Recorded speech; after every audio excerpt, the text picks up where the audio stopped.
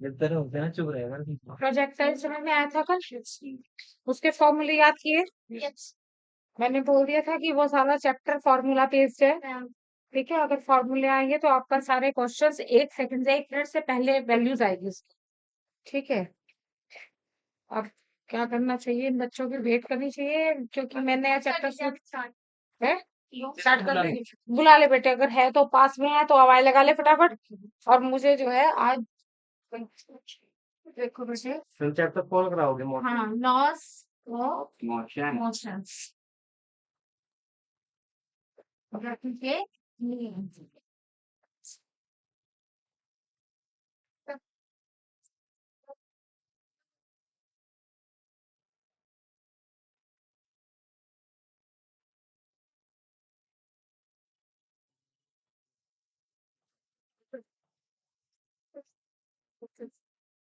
आ जाओ बेटे।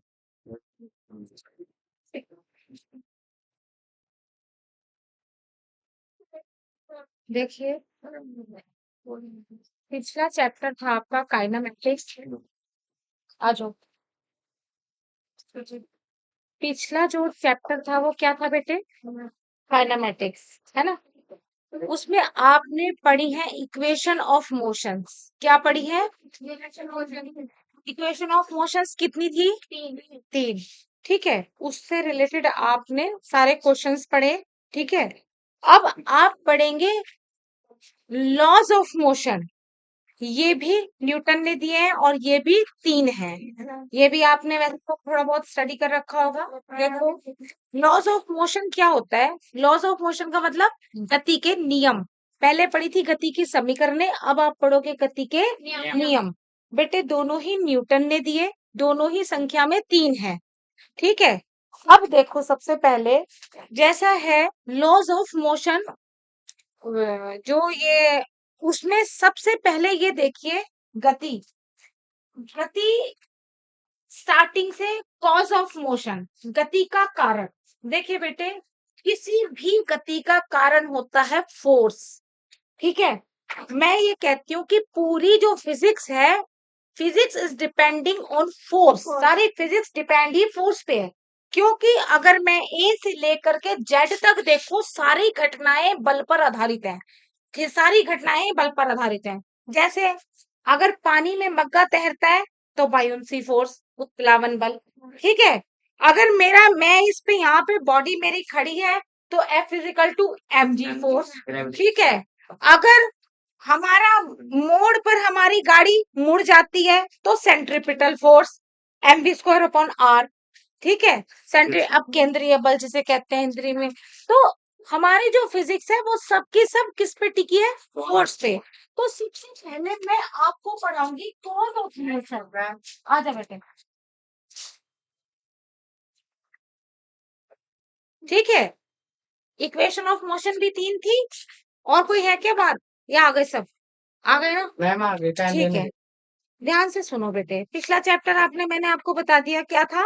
Equation of motion, यानी कि गति की समीकरणें। अब हम पढ़ेंगे लॉज ऑफ मोशन, ये नेक्स्ट चैप्टर है आपका। ठीक है, और मोशन जो होता है वो किसके कारण होता है? फोर्स के कारण।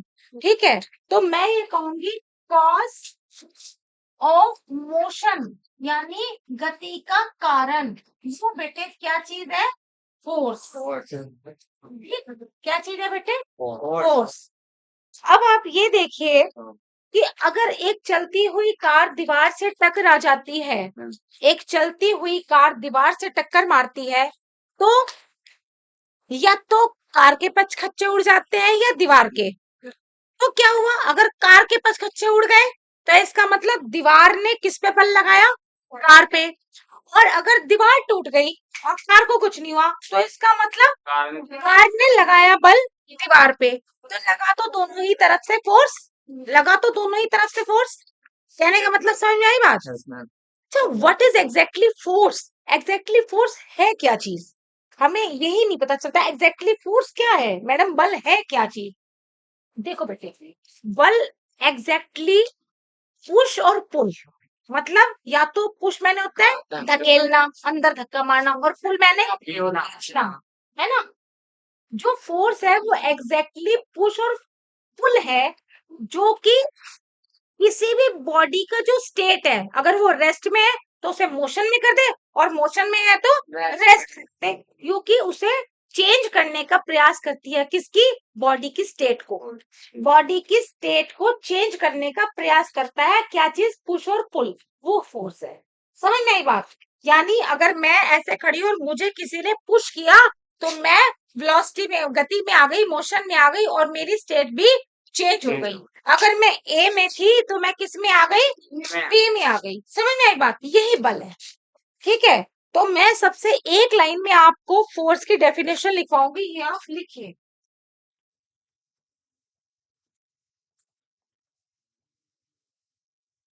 फोर्स डिफाइन, परिभाषित होता है एस ए पुश और पुल। पुश और पुल विच ट्राइज, जो प्रयास करता है, टू चेंज, बदलने की। किसको बदलने की? टू चेंज और चेंजेस, एक परिवर्तन या बहुत सारे परिवर्तन। चेंजेस द स्टेट, स्टेट परिवर्तन की कोशिश करता है, ऑफ रेस्ट, विश्रामावस्था से, और of uniform motion, uniform motion of body.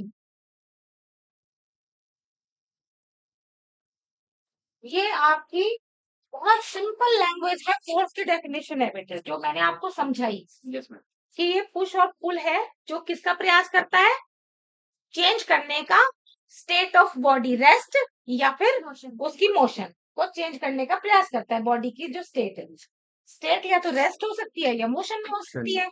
ठीक, अब आप ये देख लीजिए बेटे, जैसे ये एक कोई भी बॉडी पड़ी है, अगर मैंने इस पे क्या लगाया? पुश किया इसको, तो ये इस तरफ से यहाँ आ गई, स्टेट चेंज हो गई। यस और मैम। अगर से पुल किया, अपनी ओर खींचा, तो ये बॉडी कहाँ आ गई? ये आ गई। क्लियर? Yes ma'am. तो हम ये कह सकते हैं बेटे कि जो फोर्स है वो बीइंग अप्लाइड होता है बोथ केसेस में, पुश में भी और पुल में भी फोर्स अप्लाई होता है, दोनों में। फोर्स बेटे बहुत सारे तरीके के हो सकते हैं, एक कॉन्टैक्ट फोर्सेस और एक non contact forces. Contact forces कौन कौन से होते हैं बेटे? एंड नॉन कॉन्टैक्ट फोर्सेस,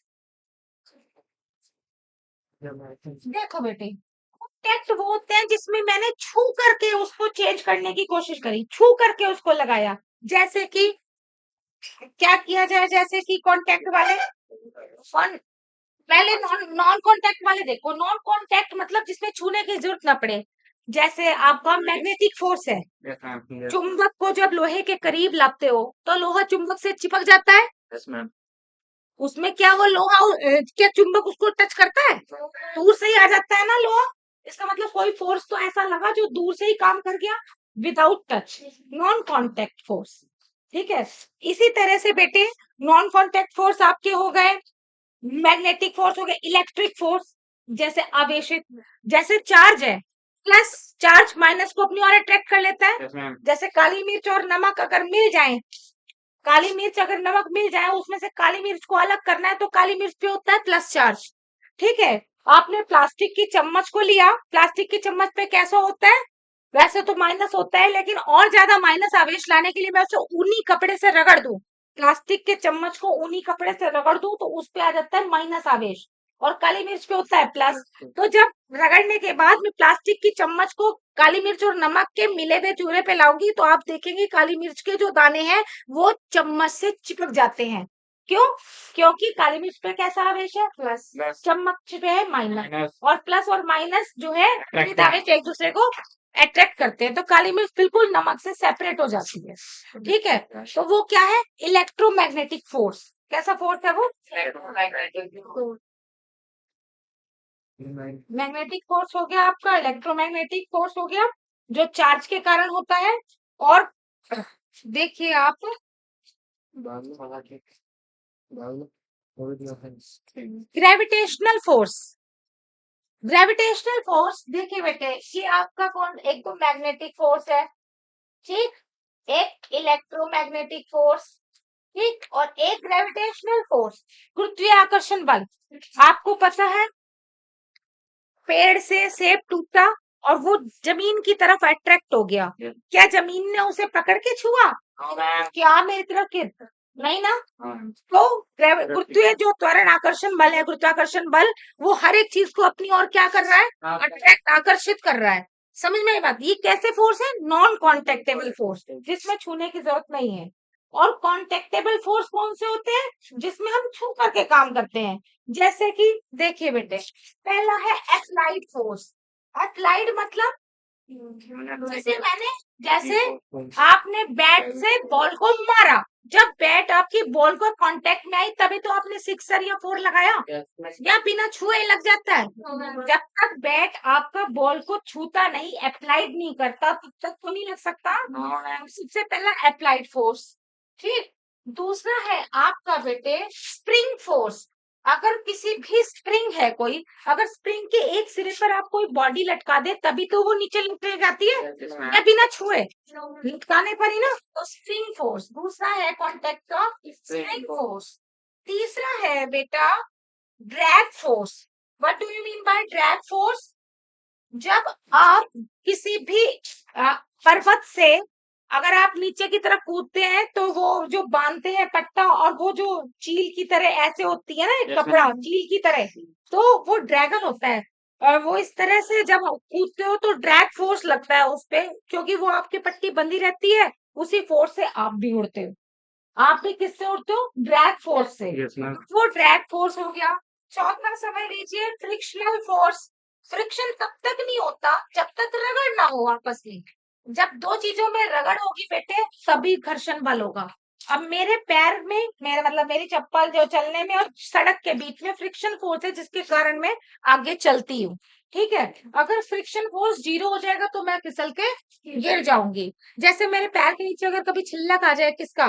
केले का, तो मैं गिर जाती हूँ। कैसे? क्योंकि वो जो फ्रिक्शन फोर्स था किस किस के बीच में, मेरी चप्पल और सड़क के बीच में लगने वाला, वो जीरो कर देता है। तो जब फ्रिक्शन फोर्स जीरो हो जाएगा तो मैं फिसल जाऊंगी। और तो फ्रिक्शन फोर्स भी कहाँ होता है? जब दो चीजें आपस में रगड़ करती हैं। समझ नहीं बात? जब दो चीजें आपस में रगड़ करती हैं तो वहां पे भी फ्रिक्शन फोर्स है, वो भी कांटेक्ट फोर्स है। और जैसे कि नॉर्मल फोर्स, नॉर्मल फोर्स कैसा होता है बेटे? देखो अगला है नॉर्मल फोर्स। साधारण नॉर्मल फोर्स कैसा होता है? जब किसी भी सतह पर, जैसे यहाँ पर मेज पे कोई चीज रखी है, तो जब चीज रखी है तो इस और इसके बीच में क्या हो रहा है? कांटेक्ट हो रहा है। दो सतह आपस में कॉमन हो रही है ना, इस बॉडी की ये वाली और मेज की ये वाली कॉमन चल रही है ना, तो उसे कहेंगे हम नॉर्मल फोर्स। ये भी कैसा है? Contact force. ठीक है, आप अच्छे से समझ गए होंगे कि कांटेक्ट कैसा होता है और नॉन कांटेक्ट कैसा होता है।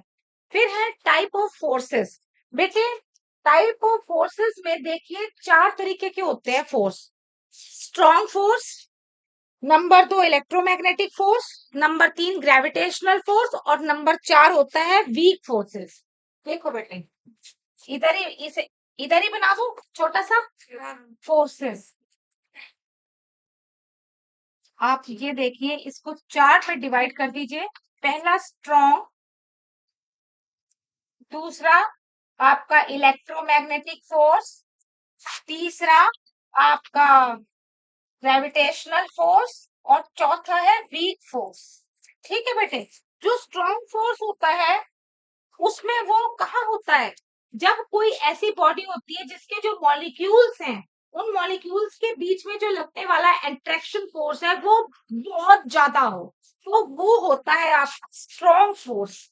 जैसे ग्लूऑन्स, ग्लूऑन्स चिपक जाती है जिससे, आपको पता है ना, ग्लू अगर किसी बॉडी को चिपकाना हो तो किसका यूज करते हैं? ग्लू का। तो ग्लू अगर कहीं लगा दे और दूसरी बॉडी उस पर लगा दे तो क्या हो जाता है? वो एकदम चिपक जाता है। स्ट्रॉन्ग फोर्सेस काम करते हैं वहां पे। दूसरा है इलेक्ट्रोमैग्नेटिक, यानी वैद्युत चुंबकीय। इलेक्ट्रोमैग्नेटिक बेटे आवेश और आवेश के बीच में, आवेश यानी आप लगा दीजिए प्लस क्यू और माइनस क्यू, आवेशों के बीच में लगने वाला फोर्स होता है इलेक्ट्रोमैग्नेटिक फोर्स, और ग्रेविटेशनल फोर्स होता है मास के बीच में लगने वाला, मास के बीच में लगने वाला फोर्स कहलाता है गुरुत्वाकर्षण बल। दो मासों के बीच में जहां लगता है वो कौन सा होता है, गुरुत्वाकर्षण बल। दो आवेशों के बीच में लगता है इलेक्ट्रोमैग्नेटिक फोर्स, ठीक है। और वीक फोर्सेस बेटे बोसोन्स के बीच में लगता है, वो हाई स्तर की चीज है। ये वीक फोर्स लगता है बोसोन्स के बीच में, जो बहुत ही छोटे स्तर पर माइक्रोस्कोपिक, जो आपकी हाई लेवल की पढ़ाई है उसमें चलता है वीक फोर्सेस, आपके इसमें नहीं। ठीक है, वैसे बोसोन्स के बीच में लगता है बेटे वीक फोर्सेस, याद रखिएगा। तो इस ये चार फोर्सेस हो गए आपके, जो कि टाइप्स है इसके। उसके बाद आप आ जाइए बेटे न्यूटन फर्स्ट लॉ। न्यूटन, ये हो गया आपका बेटे। Yes ma'am. इसे आप जल्दी से कर लीजिए, जो करना है लिखना है लिख लीजिए, फिर मैं रब करने जा रही हूँ इसे। हो गया। हाँ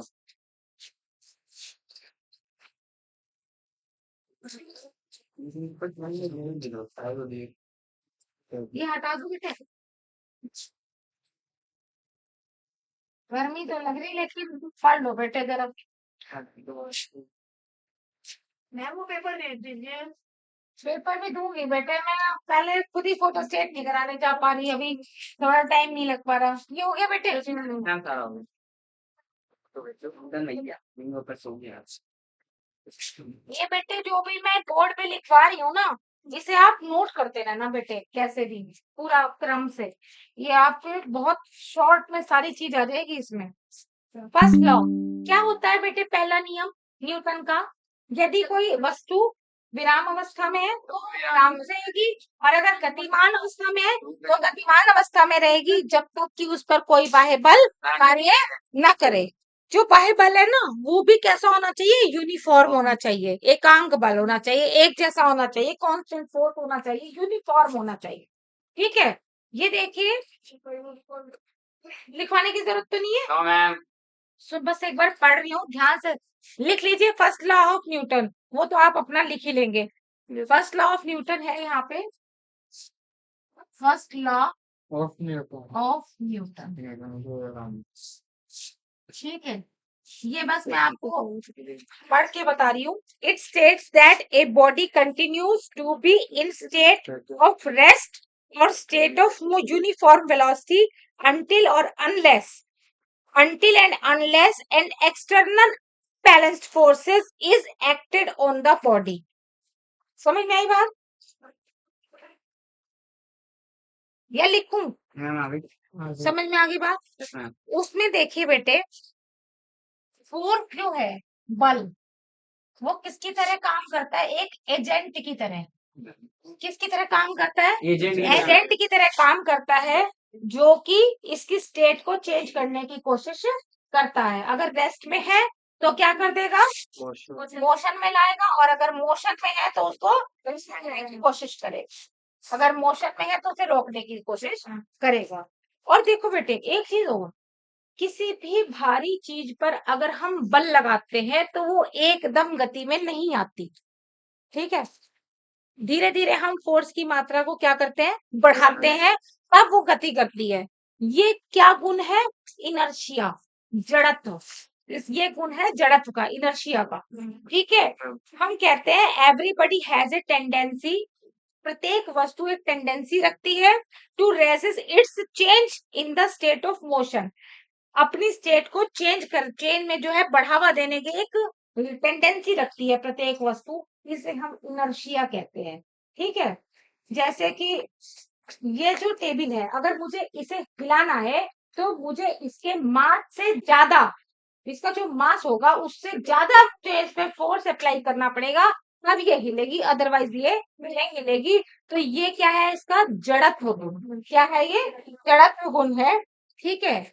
इनर्शिया आप लिख लीजिए बेटे, देखिए इनर्शिया, ये लिख लीजिए जो मैं लिखवा रही हूँ बेटे, इनर्शिया इज डायरेक्टली प्रोपोर्शनल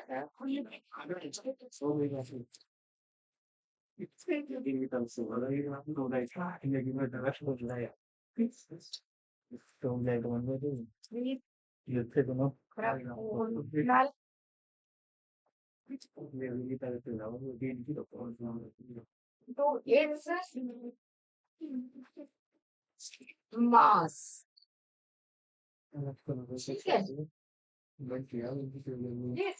यही मैंने आपको बोला है, जो मैंने भी बताया कि इनर्शिया क्या है, is directly proportional to its mass. Mass के प्रोपोर्शनल होता है इनर्शिया, जिसका जितना ज्यादा मास होगा उतना ही ज्यादा उसका इनर्शिया होगा, जड़त्व होगा। और ये जो पहला नियम है, फर्स्ट लॉ, जो इसी को हम क्या कहते हैं बेटे, लॉ ऑफ इनर्शिया। इसको लॉ ऑफ इनर्शिया भी कहते हैं, ठीक है बेटे। फर्स्ट लॉ ऑफ मोशन का दूसरा नाम क्या है, Law of law of inertia. Inertia. Law देखिए बेटे, of अब आइए जरा आप, ये हो गया, ये बेटे लिखते जाओ इसे शॉर्ट में, जो जो चीजें मैं लिखवाती जा रही हूँ इसे छोड़ना मत बिल्कुल। सेकंड लॉ पे आइए, मेन चीज इसकी, सेकंड लॉ ऑफ मोशन।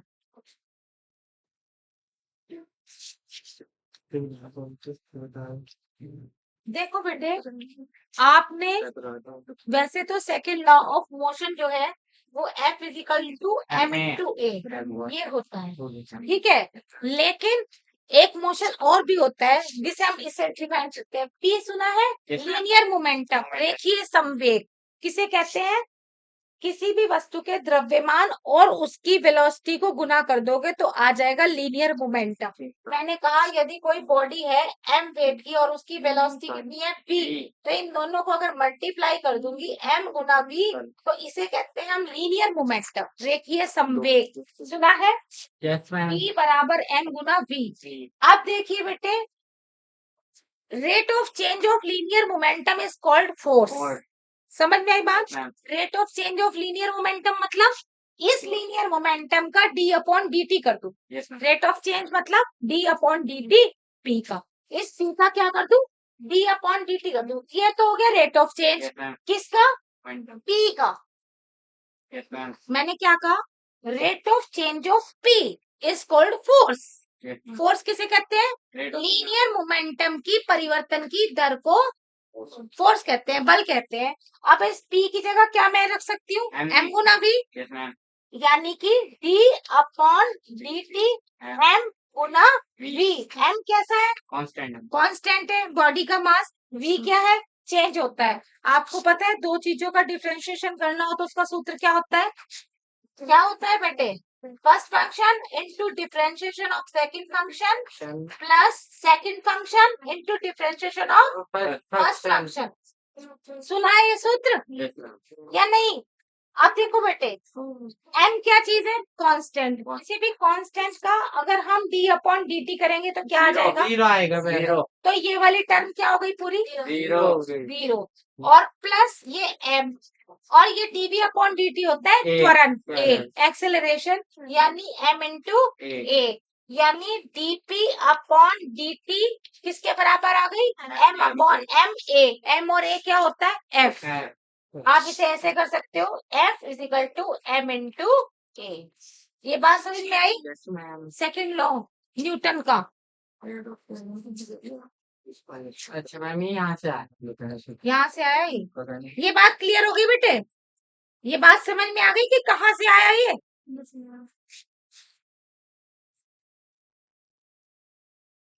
अब आ जाइए बेटे थर्ड लॉ।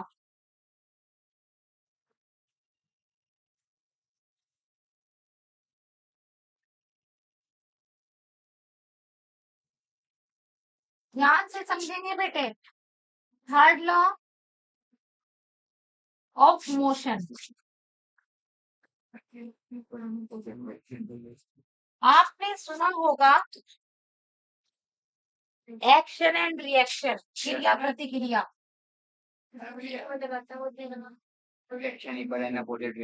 हाँ जी,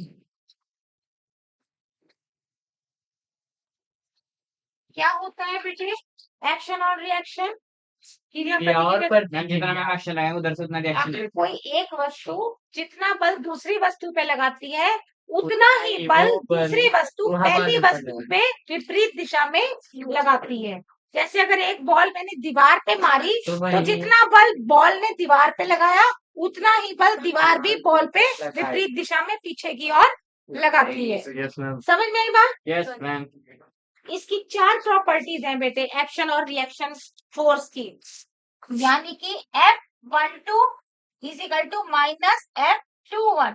ये पढ़ा होगा आपने। पहली वस्तु दूसरी पे लगाती है उतना ही बल दूसरी वस्तु पहली पे लगाती है। 4 प्रॉपर्टीज क्या क्या है इसकी? पहली प्रॉपर्टी है ये दोनों सेम है, यानी मैग्नीट्यूड में सेम है। पहली प्रॉपर्टी है मैग्नीट्यूड सेम सेम। दूसरी प्रॉपर्टी है बेटा अपोजिट डायरेक्शंस। इन दोनों की डायरेक्शन कैसी होती है? अपोजिट। Opposite direction. तीसरी प्रॉपर्टी है ये दोनों डिफरेंट बॉडीज होती हैं, यानी वन अलग बॉडी है और सेकंड अलग बॉडी है, both are different bodies. Action reaction act, ये आप ऐसे लिखिए action and reaction act on different bodies. याद रहेगा बेटे? Yes ma'am. चौथी प्रॉपर्टी है साइमल्टेनियसली, एक्शन और रिएक्शन दोनों के दोनों एक साथ होते हैं। समझ में आई बात? बॉल ने दीवार पर जो लगाया उतना ही उसी समय दीवार बॉल पे लगा देती है, समय नहीं लेती वो। एक्शन और रिएक्शन क्या है? Simultaneously. Action and reaction act simultaneously.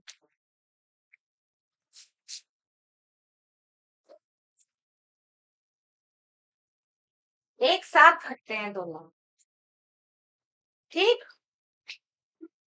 चारों प्रॉपर्टी समझ में आ गई एक्शन और रिएक्शन की, क्रिया प्रतिक्रिया। अब आ जाओ बेटे मेन कंसेप्ट बेसिक फोर्सेस। अब मैं आपको पढ़ाने जा रही हूँ बेसिक फोर्सेस, जो कि इसकी रीढ़ की हड्डी है इस चैप्टर की।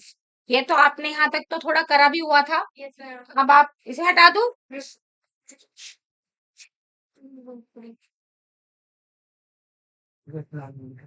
इस चीज को समझ लेना बेटे बहुत अच्छे से जो मैं पढ़ाऊंगी। इसे ये हो गया। यस मैम, मैम सारा हो गया।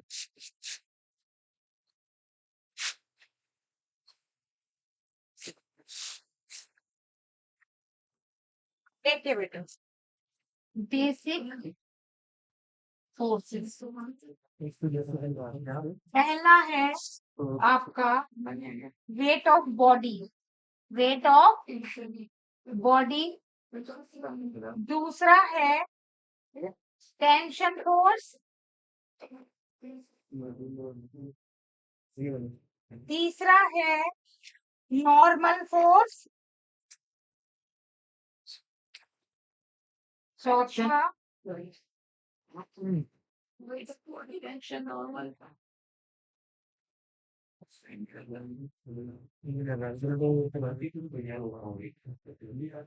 नॉर्मल तक ही फट गया क्या देखिए बेटा, इनको जरा डीप स्टडी करेंगे।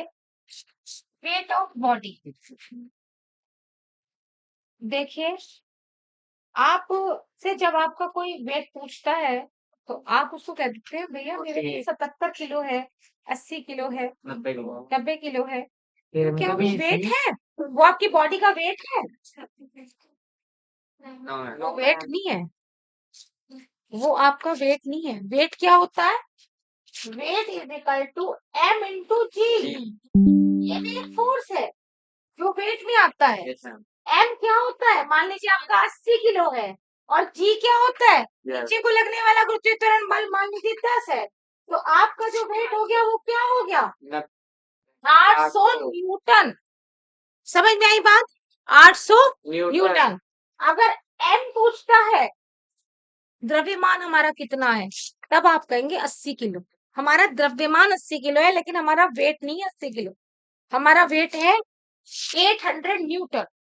समझ में आई बात? जब भी आप कोई न्यूमेरिकल करेंगे तो m इंटू जी में करेंगे बेटे।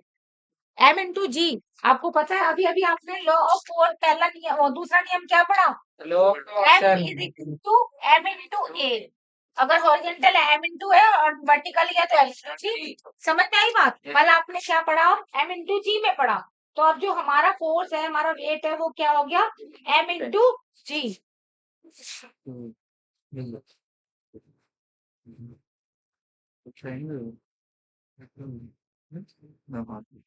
सबसे पहले इसके बारे में ये देख लीजिए, ये कैसा फोर्स है बेटे? जो बॉडी का फोर्स है, पहली बात ये ग्रेविटेशनल फोर्स है। कौन सा? ये वाला। कैसा फोर्स है ये? ग्रेविटेशनल फोर्स है बेटे। और ग्रेविटेशनल फोर्स आपको पता ही है क्या होता है? F is equal to G M1 R square. जहाँ पे ये दो बॉडी है, मान लीजिए ये अर्थ है, ये आप है, या आप यहाँ से ले लीजिए, तो इनके बीच में लगने वाला, या कोई और बॉडी दूसरी वस्तु ले लीजिए, अगर R दूरी पर है तो ये लगेगा, ये M1 मास, ये M2 मास, और ये आपका ग्रेविटेशनल फोर्स होता है जी M1 M2 upon R square. ठीक है?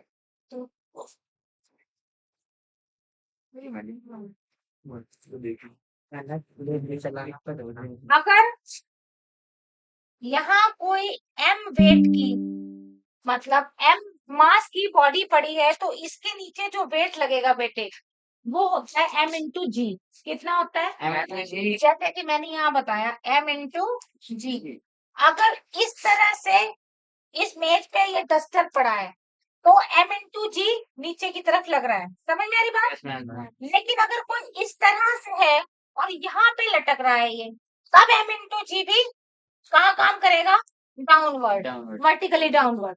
और अगर इस तरह से कर रहा है, इंक्लाइन प्लेन है, यहाँ पर कोई M मास पड़ा है, तब भी ये वेट कहाँ पे काम करेगा बेटा? डाउनवर्ड, डाउनवर्ड M इंटू जी। तो चाहे किसी भी स्थिति में आपका बॉडी पड़ी हो, उसका जितना भी फोर्स जो काम करेगा वो वर्टिकली डाउनवर्ड काम करेगा। और कितना करेगा? M इंटू जी। याद रहेगा ये बात? ये आगे सारे अब जो मैं प्रश्न करवाऊंगी उससे सब रिलेटेड चीजें बता रही हूँ मैं। ये हो गया आपका वेट ऑफ बॉडी। बॉडी का वेट किस तरफ को काम करता है, समझ में आ गई बात? Yes ma'am. इसे आप नोट कर लीजिए, बिल्कुल बना लीजिए इसे कॉपी में, इसे काम आएंगे अब सारे प्रश्नों में। उसके बाद आता है आपका टेंशन। टेंशन। टेंशन से भी पहले मैं नॉर्मल ले लूं, चलिए टेंशन ही ले लो, कोई टेंशन नहीं। देखो बेटे, सेकंड नंबर पे टेंशन दिया मैंने, तो टेंशन फोर्स देख बेटे, जब किसी भी बॉडी को हम किसी स्ट्रिंग से लटकाते हैं, स्ट्रिंग दो तरह की होती है बेटे, आइडियल और नॉन आइडियल। आइडियल वो होती है जो मासलेस होती है, जिसका वेट नहीं होता, और नॉन आइडियल वो होती है जिसमें वेट होता है। जैसे आप ये समझ लीजिए, string, string are of two types, पहली आइडियल और दूसरी नॉन आइडियल। क्या फर्क है बेटे इसमें? आइडियल का जो मास है वो कितना है? 0। अगर किसी स्ट्रिंग या धागे का या किसी रॉड का जो मास है वो 0 है, वो मासलेस है, तो वो कैसी स्ट्रिंग है? आइडियल। आइडियल। और अगर किसी स्ट्रिंग का, रॉड का, जिससे बॉडी लटक रही है, मास दे रखा है, तो वो कैसी है? क्लियर? यस। दोनों के क्वेश्चन आएंगे, आइडियल एंड नॉन आइडियल। ठीक, अब मैं आपको बता रही थी टेंशन। ये हो गया ना बेटे, ये वाला हो गया इस तरफ का। इसे लेक्चर है में मार के रखा है आइडिया नंबर वो नहीं है अगर लेके वेटलेस है। हाँ जी, वेटलेस है तो वो आइडियल, और वेट है तो नॉन आइडियल स्ट्रिंग्स जो है। अब आप देखिए बेटा, कुछ मैम है डिस्कशन में मैम इनके समझ में नहीं आया। हम नॉन आइडियल आइडियल। देखो बेटे, मैं आपको वही चीज बता रही थी, पहले नॉर्मल फोर्स पढ़ लो, या फिर कोई बात नहीं, चलो नॉर्मल वो एक, कोई बात नहीं, टेंशन ही पढ़ो आप। ध्यान से समझिए, ये एक मशीन है, इस मशीन पे इस तरह से एक रॉड लगी है, यहाँ एक घर पुल्ली है और पुल्ली से ये एक वेट लटक रहा, ठीक है, वेट m का है, यहाँ क्या लगेगा बेटे, m की वेट नीचे को लगेगा। यहाँ तक समझ में आ गया। अगर ये m मास का कोई बॉडी इस स्ट्रिंग से लटक रही है तो आपका जो इसका वेट है वो m इंटू जी नीचे की तरफ एक्टेड होगी। लेकिन ये जो पुल्ली है ये इसको एक ऊपर की तरफ भी तो खींचेगी ना। Yes ma'am. जो उसे कहते हैं तनाव, टेंशन, टेंशन। ठीक है, जो ऊपर की तरफ लगता है। ये किधर है, नीचे की तरफ, ये कहाँ है, ऊपर की तरफ। ये अगर जो ये खींचने वाली जो स्ट्रिंग है बेटा, ये दो तरीके के दिए रहेंगे क्वेश्चंस में। एक तो जब इसका कुछ भी मास नहीं होगा, स्ट्रिंग जो खींचने वाले जो मटेरियल लगा है, धागा है, रॉड है, किसी भी चीज का, जब मास नहीं होगा, द्रव्यमान नहीं दिया होगा, तो वो आइडियल स्ट्रिंग कहलाएगी। क्या कहलाएगी, आइडियल स्ट्रिंग। और अगर मैं कह दूं कि इसका भी मास है, मान लीजिए इसका मास है 2m, कितना है 2m, तो इसका मतलब ये जो स्ट्रिंग है ये कैसी है, नॉन आइडियल। समझ में आ गई बात। जब भी बॉडी किसी चीज से लटकेगी तो वो दो तरीके की हो सकती है। पहली, जिसका मास ही ना हो, मास लेस हो, बिल्कुल हल्की सी हो, जिसका मास 0 के बराबर हो, that is called ideal string. और अगर एक ऐसी रॉड जिसके साथ लटकने वाली चीज, उसका मास बॉडी का तो है ही है m, मान लीजिए बॉडी का तो m है ही और साथ में इसका भी दे दिया स्मॉल m, तो टोटल कितना हो जाएगा इसका मास, ये हो जाएगा m प्लस, अगर टोटल का देखो टेंशन तो ये हो जाएगी m+2 है। समझ में आ रही बात, समझ रही बात, यस मैम। स्ट्रिंग समझ में आ गई। यस। स्ट्रिंग कहते हैं जिससे जिससे आपका मास लटक रहा है, वो दो तरीके का है, यस मैम। ठीक है, जिसमें एक m बराबर 0, जिसका कि स्ट्रिंग का मास ही ना हो, और जिसमें स्ट्रिंग का मास हो।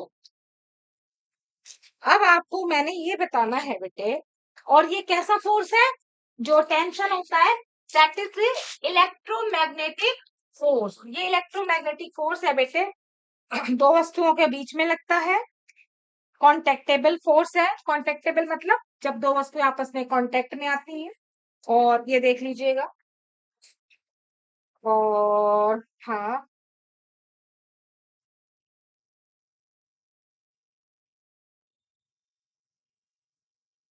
टेंशन फोर्स भी जो होता है बेटे एक तरह का फुल टाइप फोर्स है। कैसा है ये, full time. Full type force, full type.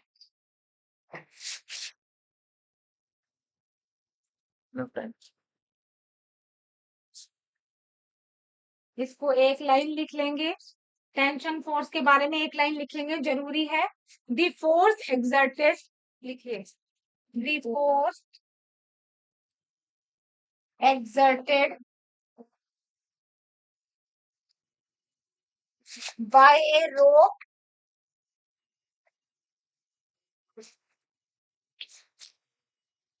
comma cable comma chain etc is called force of tension।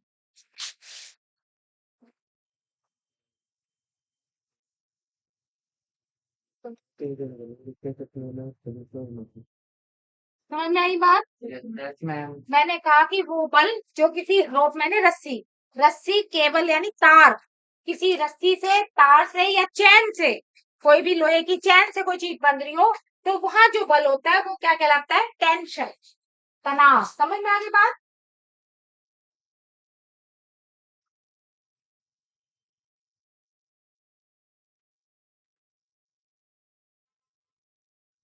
इसका जो मैग्नीट्यूड होता है वो कैसा होता है बेटे, याद रखेंगे, इट्स वैल्यू डिपेंडिंग अपॉन, तीन चीजों पर डिपेंड करता है इसका मैग्नीट्यूड। याद रखिएगा बेटा, इसका मैग्नीट्यूड डिपेंड करता है तीन चीजों पे।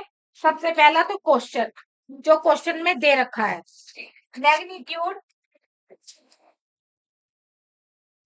डिपेंड्स, इसका मैग्नीट्यूड टेंशन का डिपेंड करता है तीन चीजों पे। पहला क्वेश्चन जो दे रखा है, दूसरा स्ट्रेंथ,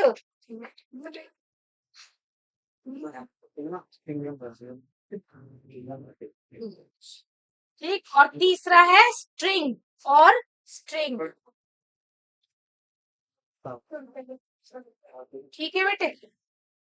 और इसकी जो डायरेक्शन होती है वो कैसे होती है, हमेशा याद रखिएगा, जो टेंशन की डायरेक्शन होती है ये वाली, along the length of string, जो स्ट्रिंग की लंबाई है उसके अलोंग होती है टेंशन। Okay, ma'am. अगर ऐसे लेंथ है तो उसके अलोंग टेंशन होगी, याद रखना। टेंशन जो है वो हमेशा जो उसकी डायरेक्शन होती है वो कैसी होती है, along the length of string and away from the body. अगर बॉडी नीचे जा रही है तो वो ऊपर जाएगी। Yes. लिखवाऊं क्या लाइन, No, ma'am. लिख लो बस डायरेक्शन। डायरेक्शन जो है along the length of string, direction लिख लेना इसकी जरूर, along the length of string and away from the body, body से दूर, बॉडी नीचे जा रही है तो वो ऊपर जाएगी, टेंशन की जो डायरेक्शन होगी। ठीक है बेटे, मैम ये वाला लाइन एक बार और बोल देना, डायरेक्शन वाली। डायरेक्शन वाली लिख लो बेटे लाइन। जो डायरेक्शन है वो टेंशन की हमेशा लिखो along the length of string, जो लेंथ है ना ये स्ट्रिंग की, जो जो जिससे भी चीज लटक रही है उसकी जो लंबाई है उसके अलोंग होती है इसकी डायरेक्शन, टेंशन जो तनाव बल है। समझ में आ गई बात। और अवे फ्रॉम बॉडी, अगर बॉडी नीचे जा रही है तो वो ऊपर जाएगी, अवे फ्रॉम बॉडी। अब आइए जरा आप नॉर्मल फोर्स पे, किस पे आइए, नॉर्मल। ये हटा दो बेटे, यस मैम। समझ में आ गया ये। Yes, ma'am.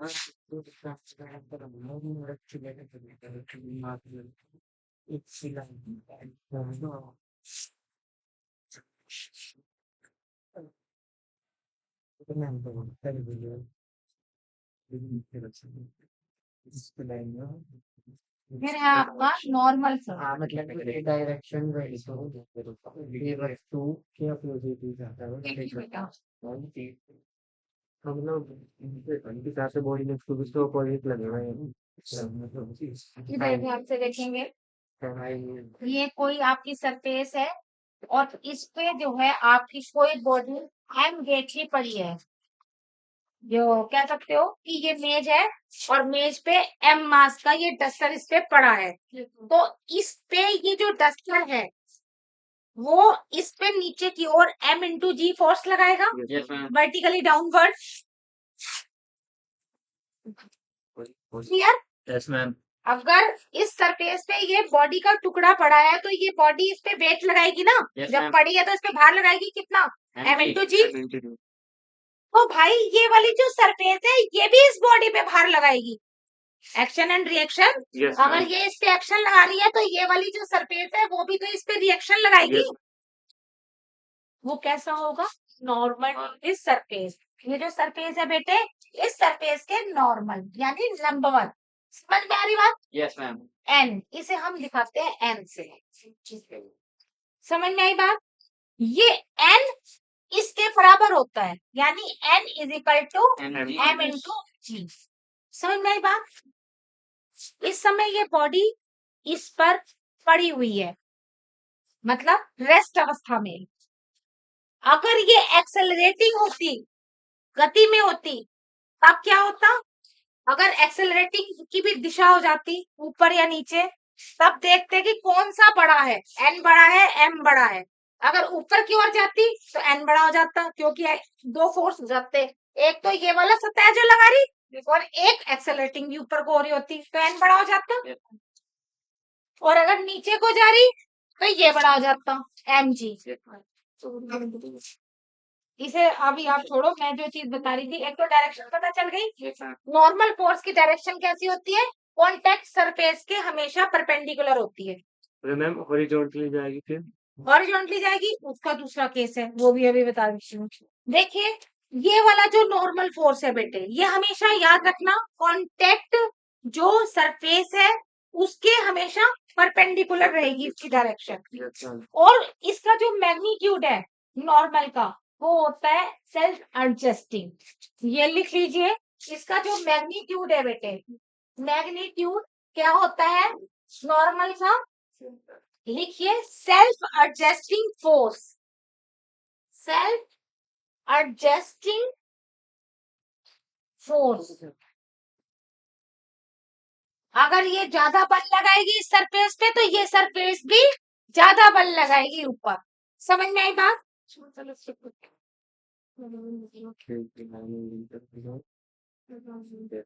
देखिए बेटे, अब ध्यान से समझेंगे जरा अपने थोड़ा सा पैराशूट को खोल के।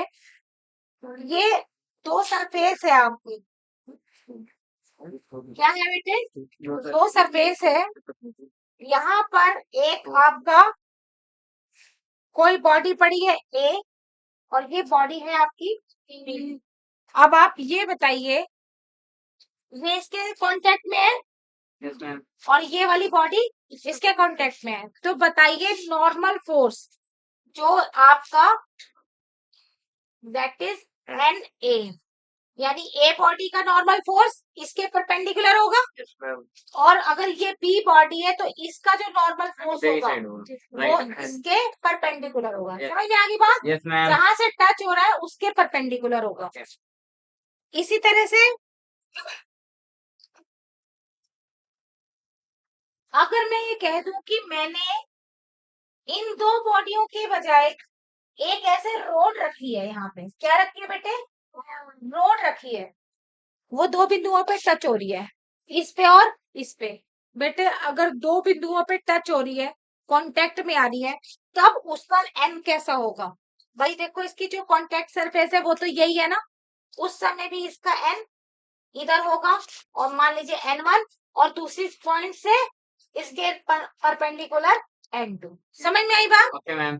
अगर अलग अलग है तो भी टच के जो कॉमन सरफेस है उसके परपेंडिकुलर होगी, और अगर इस तरह से कोई रोड रखी है तो भी उसके परपेंडिकुलर होगी। किसके परपेंडिकुलर?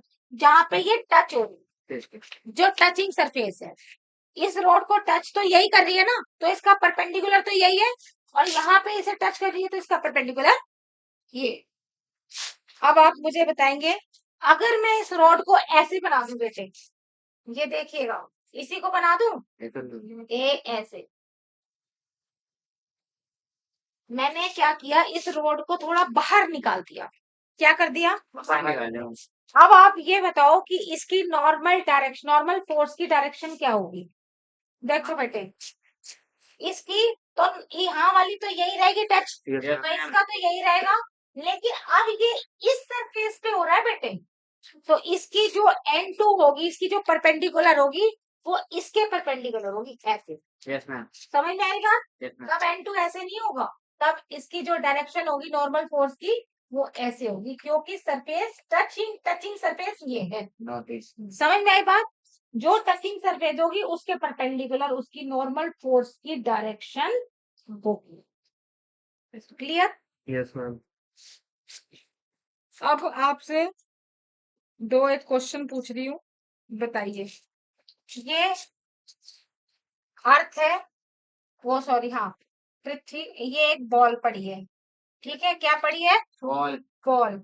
बॉल का मास है m इंटू, वो मास कह रही, वेट है m इंटू जी। तो बताइए बताइए कि इसमें जो नॉर्मल फोर्स की जो डायरेक्शन होगी वो किस तरफ होगी? ये है ना टचिंग, तो इसके जस्ट परपेंडिकुलर, ठीक है? अगर इस तरह से रखा है कोई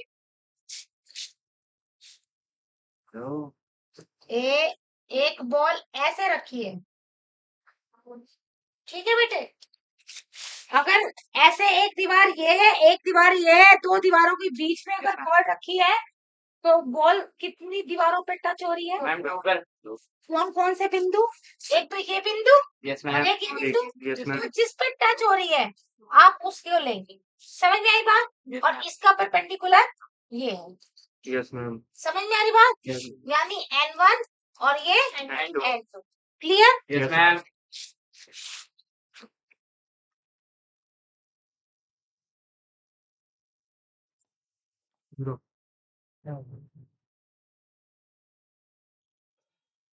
और इसका जो वेट होगा, जो नीचे को वेट कहाँ जाएगा? m इंटू जी, वो नीचे को जाएगा, ठीक है? अगर मैं इस तरह से ले लूं, एक बड़ी दीवार एक छोटी दीवार, इसके बीच में है बॉल, ठीक है बेटे, आप बताओ, m वेट की है ये, mg वेट की बॉल है, इसकी क्या डायरेक्शन होगी? इधर की साइड। यानी इधर, यस मैम। और इसकी इधर, यानी n1 और n2। Yes ma'am. इसमें जो है n1 इज ग्रेटर रहेगा n2। देखो जरा बेटे, क्लियर हो गई? Yes ma'am. डायरेक्शंस कैसे निकालेंगे? Yes ma'am. नॉर्मल्स की, और वो तो आपको पता चल ही गया था, जो मैंने बताई थी आपको, स्ट्रिंग्स आइडियल और नॉन आइडियल। एक और चीज समझ लो बेटे, जो आपकी आइडियल स्ट्रिंग्स होती है मासलेस, वो खींचने पर टूट जाती है, उसमें जो है फ्लेक्सिबिलिटी नहीं होती, जो आइडियल स्ट्रिंग्स होती हैं। ये हो गया बेटे? Yes ma'am. क्लियर हो गया? इसे हटा दूं? Yes ma'am.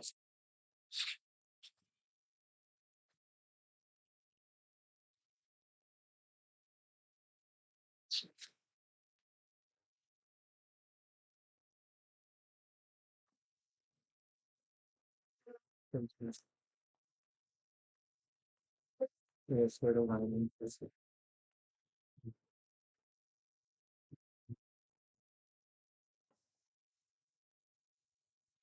ये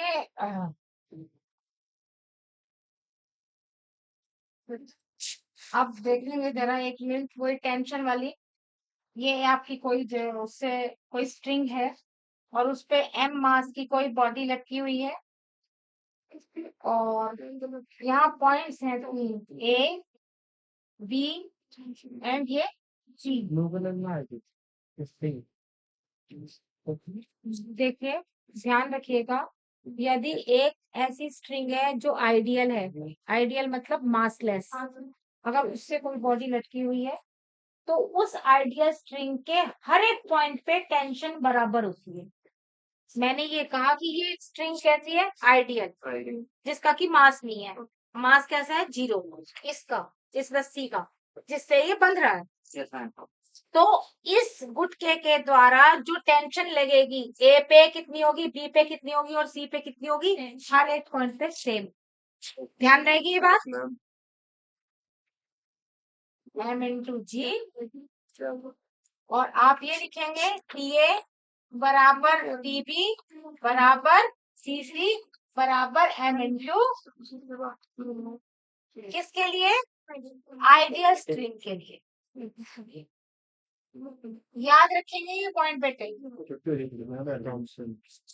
ये वाला पॉइंट समझ में आया? इसे note T tension force, T means tension force, तनाव। मैंने क्या क्वेश्चन था मेरा ये, कि अगर कोई आइडियल स्ट्रिंग है, उससे एक बॉडी m वेट की लटक रही है, तो उसका जो मास है mg नीचे की तरफ होगा और टेंशन ऊपर की तरफ लगेगी ना बेटे। यहाँ पे TA, यहाँ पे TB और यहाँ पर TC। तो उसने कहा कि TA, TB, TC कितने होंगे? तो याद रखिए कि आइडियल स्ट्रिंग के हर एक पॉइंट पे टेंशन सेम होती है। पर भी पूछ लीजिए, टेंशन सेम होगी किसके कारण? इस एक बॉडी के कारण, इस एक बॉडी का वेट वर्टिकल डाउनवर्ड होने के कारण। ठीक है बेटे? अब एक चीज और देख लो, ये आपकी कोई स्ट्रिंग है नॉन आइडियल। नॉन आइडियल मतलब जो ना तो ऊपर से कहीं से बंधी है और इसका मास भी है। मान लीजिए कितना है मास इसका? 2m है या m है, बल्कि अभी आप इसको आइडियल स्ट्रिंग लो, लेकिन ऐसी स्ट्रिंग जो ऊपर से बंधी नहीं है और नीचे कोई मास भी नहीं लटक रहा, अगर ऐसी कोई स्ट्रिंग है, ठीक है, अब पूछ लिया जाता है कि ये ए पॉइंट है, ये बी पॉइंट है, बताइए ए पर टीए कितना होगा और बी पर टीबी कितना होगा। तो याद रखिए, ऐसी स्ट्रिंग में जहां पे ये भी मासलेस है, हमेशा बराबर होगा, टीए बराबर टीबी। क्या है इसकी खास विशेषता? एक तो ये कहीं से भी बंधा हुआ नहीं है, और एक इसके नीचे भी कुछ नहीं बना, ना तो नीचे बॉडी है ना ऊपर से, ये स्ट्रिंग है, ये मासलेस, मतलब जिसका वेट नहीं है, m इक्वल टू 0 है ये आइडियली, क्योंकि m 0 है तो आइडियल है स्ट्रिंग। जिसका भी मास नहीं होता वो आइडियल होती है। और जो आइडियल स्ट्रिंग है जिसके नीचे कुछ नहीं बंधा, ऊपर से भी नहीं बंधा, याद रखेंगे उसके दोनों पॉइंट्स पर टेंशन हमेशा बराबर रहेगी।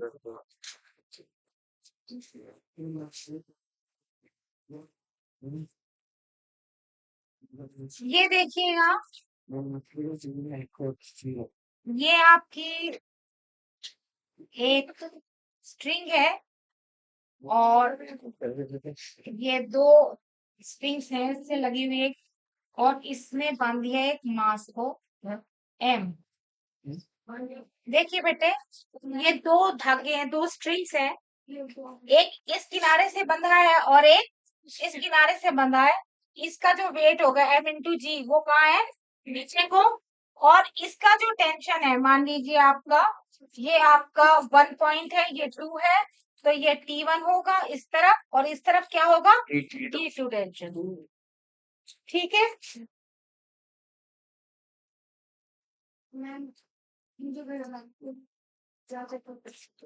है, देखिए नोट कर लेना, न्यूमेरिकल इसको दे देना बिल्कुल जरा। वीडियो बन रही हूँ, मैम वीडियो बन रही है, यूट्यूब पे डलती है वीडियो तो। देख लोगी सर कभी। ठीक है, न्यूमेरिकल अगर आप देख सके तो ठीक है। ठीक है, क्या टाइम हुआ, 6:11 6:06 हो गए। ठीक है, बस मैं आपसे 10 मिनट और लूंगी, 10 मिनट और लूंगी। जो बहुत मेन टॉपिक, ये समझ में आ गया सबको, ये बेस था बेटे, इसका बेस बन गया, समझ में आ गया बेसिक। अब आप आ जाइए, ये हटा दो बेटे। अब आपको मैंने तीनों कोर्स बता दिए, बेसिक कोर्स। मैम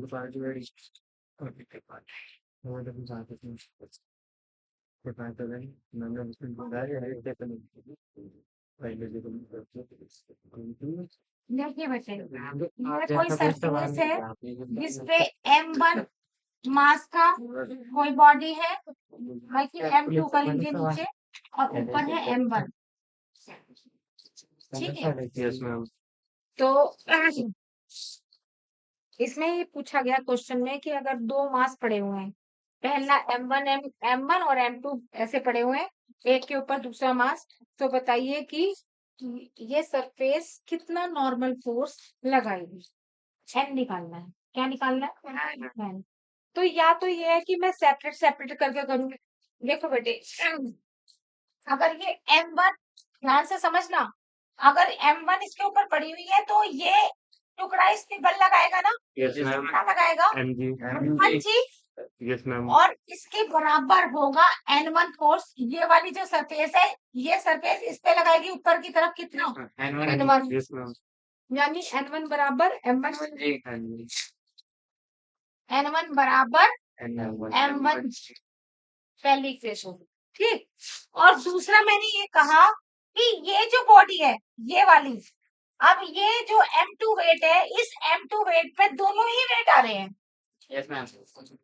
अगर m2 का अलग निकालेंगे तो कैसे निकलेगा, m2 देखो, भाई देखो, एक तो n1 नीचे की तरफ, यस मैम। और एक आपका m2 g, ये m2 वेट है तो m2 g नीचे की तरफ काम करेगा कि नहीं, और इससे जो ये वाली सरफेस इसके ऊपर लगाएगी क्या, n2, यानी n2 बराबर हो जाएगा n1 प्लस m2 g के। समझ में आ रही बात, ये वाला जो टुकड़ा है बेटे, ध्यान से देखेंगे, ये वाला जो टुकड़ा है वो m2 वेट का है, यस मैम। तो नीचे क्या लगाएगा, m2 इंटू जी, नीचे की तरफ फोर्स लगाएगा। ये जो m2g नीचे की तरफ बल लगा रहा है इस सरफेस पे, तो ये सरफेस भी तो इसके ऊपर की तरफ लगाएगी रिएक्शन। Yes ma'am. मान लीजिए इस सरफेस ने इस पे n2 फोर्स लगाया ऊपर की तरफ, तो ये वाला जो n1 था ये भी तो काम कर रहा है ना इसी पे ही, यस मैम। ये n1 भी तो इसी पे काम कर रहा है, तो नीचे की तरफ कितने बल है, एक तो ये वाला, और ये उस जो दूसरे जो इसके ऊपर है उसके n1।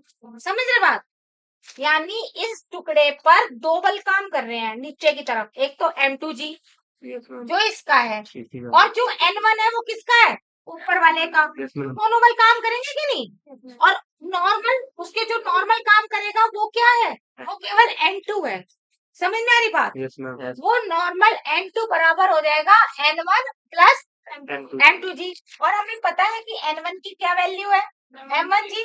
तो मैंने कर दिया N2 is equal to M1G plus M2G, यानी कि M1 Yes, ma'am. Plus M2 into G। G. समझ में आई बात? Yes, ma'am. इससे ये सिद्ध हो गया बेटे कि अगर मैं इसमें अपना दिमाग खोपड़ा ना खपाती तो मैं क्या करती? अरे मैं दोनों द्रव्यमानों को जोड़ देती, M1 प्लस M2 पहले ही कर देती, क्या हो जाता? टोटल मास हो जाता और इंटू जी, M इंटू जी। और वो किसके, जो दूसरी वाली बॉडी है, जो वो दूसरी वाली बॉडी पर N2 ऊपर की तरफ बल लग रहा है, दूसरी बॉडी पर जो N2 फोर्स ऊपर की तरफ लग रहा है, वो वाला बल उसके बराबर हो जाता है। ये नॉर्मल फोर्स है। जो दूसरी वाली बॉडी पर ये कांटेक्ट सरफेस लगा रही है, दूसरी बॉडी पर कांटेक्ट फोर्स लगाने वाला जो नॉर्मल फोर्स है वो है ये N2। तो यही ना मैंने सीधा रख देती। मैंने क्यों खपाया इतना दिमाग? आगे से मैं कोई भी क्वेश्चन करूंगी, अगर दो मास दिए होंगे उनके मासों को जोड़ लेना। जो मतलब ये दो मास मत करो, दो बॉडी मानो ही मत। ये मान लो कि भाई ये तो एक बॉडी हो गई, M1 प्लस M2 8 की एक बॉडी हो गई। Yes, ma'am. और ये किसके बराबर होगी? जो दूसरा मास होगा उस मास पे लगने वाला नॉर्मल रिएक्शन N2। समझ में आई बात? किसके बराबर है? दूसरी बॉडी पर लगने वाले नॉर्मल फोर्स N2 के बराबर हो। Yes, ma'am. M2. यानी M1 प्लस M2 इंटू जी, मास इंटू जी होता है कि नहीं? mg होता है। Yes, ma'am. अभी अभी आपने पढ़ा ये वाला फोर्स, कौन सी नॉर्मल फोर्स किसके बराबर होता है? M इंटू जी के। और ये जो टोटल है दोनों के मास को जोड़ दूं, M1 प्लस M2 इंटू जी कर दूं, तो किसके बराबर होगा? जो दूसरे नंबर की बॉडी होगी उस पर लगने वाले नॉर्मल फोर्स के बराबर होगा। N2 बराबर M1 प्लस M2 इंटू जी। Yes, ma'am. ठीक है? Yes, इससे ma'am. रिलेटेड मैं आपको क्वेश्चन करवा रही हूँ, बात समझ लीजिए।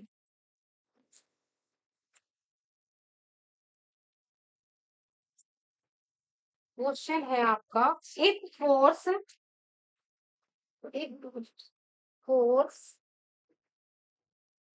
F is equal to 5 Newton, then Then find, निकालिए। क्या निकालना है? पहला एक्सेलरेशन,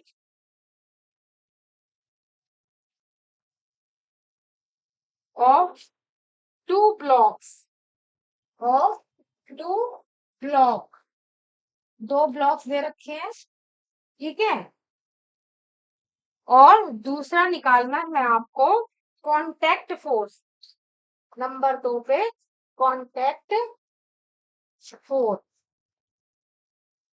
ठीक है। और चित्र दिया हुआ है इसमें इस तरह से बेटे, ये आपकी फोर्स है, ये आपका 3 kg और ये आपका 4 kg, ठीक है। ये 3 kg का है बेटे मास और ये 4 kg का मास है, यानी ये M1 है और ये M2 है और इस पर लग रहा है फोर्स F। F कितना दिया है?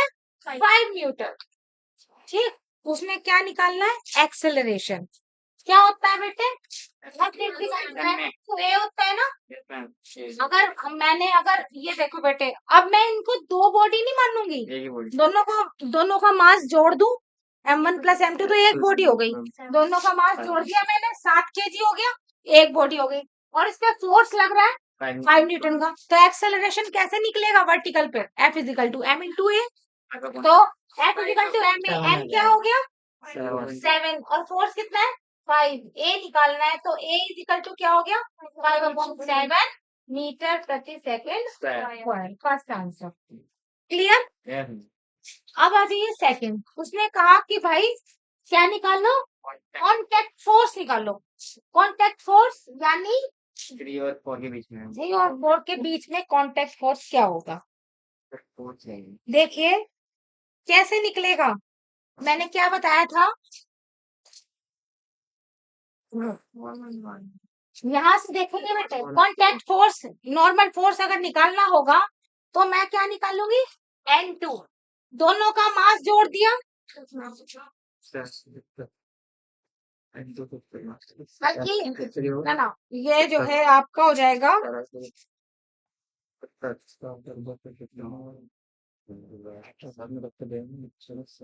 जो आपका रहेगा बेटे M × A तो सेम रहेगा दोनों के लिए, ए तो दोनों के लिए सेम रहेगा, लेकिन जब हम N2 निकालते हैं तो उसके लिए मास आप यूज करेंगे M2 बॉडी का।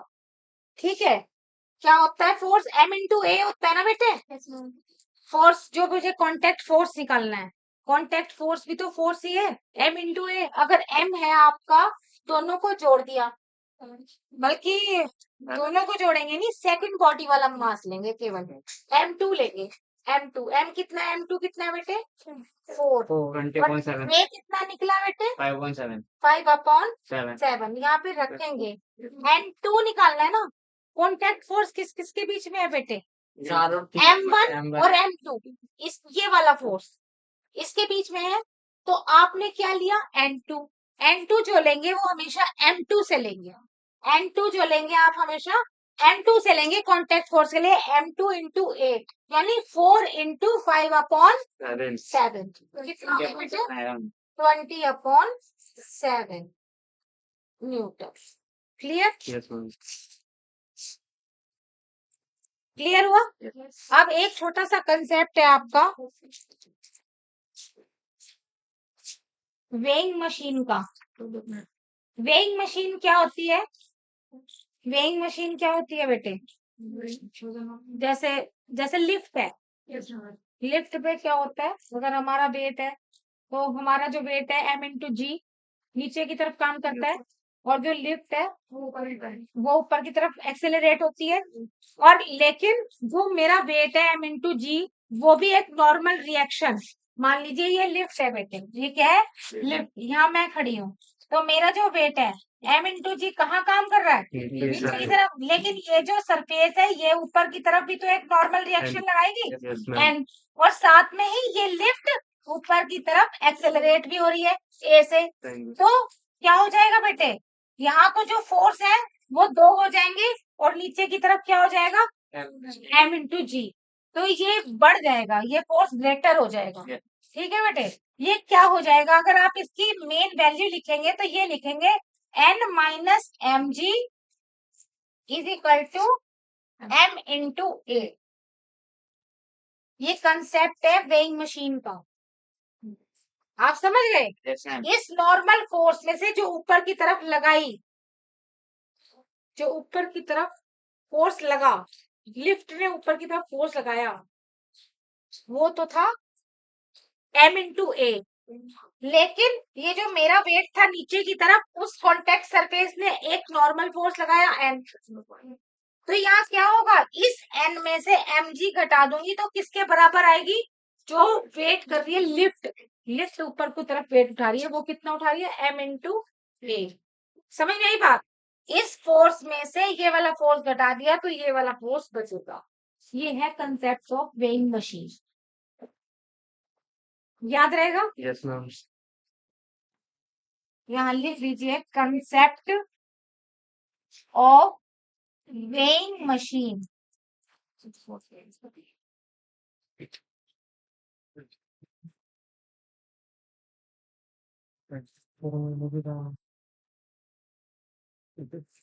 एक क्वेश्चन करवा रही हूँ, Ma'am, आज कोई रहा चलो आज इतना ही रहने दूं, बट ठीक है, ठीक है, ठीक है। बाकी ये बताओ, जितना आज बताया समझ में आया, समझ में आ रहा है, इसे आप एक बार घर जाकर पढ़ क्या करो। आपने लिफ्ट का ये वाली वैल्यू निकलवाई, लिफ्ट पर जा रही, अगर लिफ्ट नीचे एक्सीलरेट होगी तो उसकी वैल्यू चेंज हो जाएगी। बिल्कुल, तो क्या हो जाएगा, देखेंगे ना। ये बिल्कुल, Yeah. अब ये कन्वर्ट हो जाएगा नीचे में जाने में, समझ में आई बात। चलिए अब आप तुम्हें बता ठीक है, कल इंटीग्रेटेड क्वेश्चन वगैरह, ठीक है। कल क्या बात है, कौन सा बुधवार है, सब टर्न है मेरा, ठीक है। मैम कल आपकी टर्न है। अगर आप जो मैंने लिखवाया है Yes, ma'am. बेटे ये बहुत सारा वर्क है, लेकिन मैंने शॉर्ट करके पॉइंट्स भी लिखवा दिया है। अगर आप इसे एक बार घर जाके एक बार मेरे लिखे हुए को पढ़ेंगे ना, तो आपको बेसिक क्लियर हो जाएगा।